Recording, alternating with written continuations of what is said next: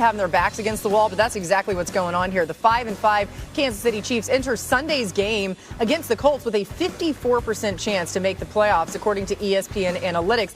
That would jump to 65% with a victory, but it drops to 36% with a loss. That's how significant this game is. A loss would also mark the first 3-game losing streak by Kansas City in the Patrick Mahomes era. New on NFL Live, Andy Reid and Patrick Mahomes spoke about their run-pass balance this week. This coming in just now.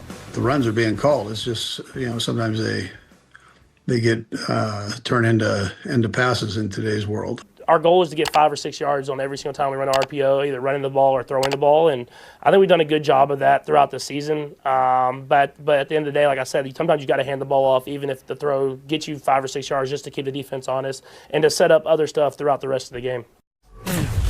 Let's go back to what Andy Reid said, Dan. What do you make of it? This is the reality of running an RPO offense. They ran 9 of them last week against the Denver Broncos. They handed it off once. Now, every time they threw it was a good play. Yeah. And every time they threw it at 6, 7, 8 yards. This is early in the game to Rasheed Rice in one of their 4-by-1 formations. This is a little ball fake, and you kick the ball out to the perimeter. There's 5, 6 yards. And so it's hard to fault the quarterback in the offense. Yeah. When you're calling your RPOs, the ball's coming out of his hands, and you're getting positive yards. Andy Reid doesn't care. As long as I'm getting 5 or 6 yards out of the play call. But I do think the ending, what Patrick said, is interesting. Some points you just want to hand the ball off just to hand the ball off. And to help you kind of set other things up. You're not setting really anything else up with your RPO game. And so I see their perspective of it, but they're an RPO-centric offense. And 8 out of 9 times throwing it for positive plays, it's hard to knock. The production is the production either way. Yeah, I mean, what you're knocking, though, is the results when it comes to wins and losses. That's what's tough here. Hawk, what needs to change in your mind for this offense to get back on track? They got to hit some of these explosive plays. Yeah. To your point, when you're going against the Broncos, you know it's going to be tough to run the football, which is where the RPOs come in, because those are extensions of the run game, right? You're getting those at a 6, 7, 8-yard clip. But down the field, a 6, 8, You're down in. You're down in, Laura.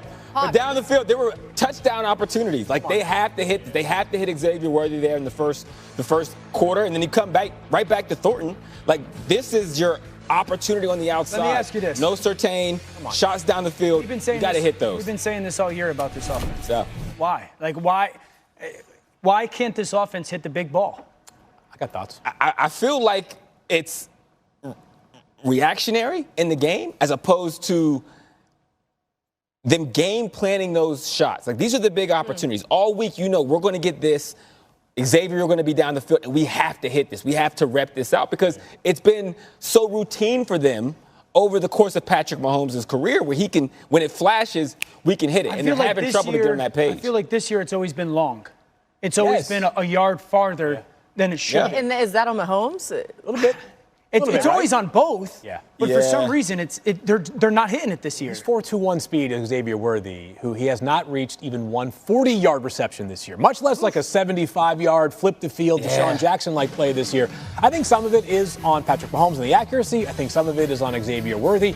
He's 4.21 fast, but he's 170 pounds maybe. Like there's not a lot of physicality there. If it's a close football down the field, he's got to have a step or two on a player, and the ball's got to be thrown perfectly. And the Chiefs all offseason kept telling us, we're going to be more explosive. Patrick's won the MVP twice. In those 2 seasons, the Chiefs by far led the NFL in 20-plus yard plays. They're right in the middle of the pack now. The only time they get him right now is when Patrick runs around and kind of creates. It's like Patrick Mahomes and Travis Kelce in the middle of the field. It gets 21 yards. Not like, hey, they have their 13th and 20-plus yard plays, but they're also 5th and 50-yard-plus plays. Like the only one they hit last weekend.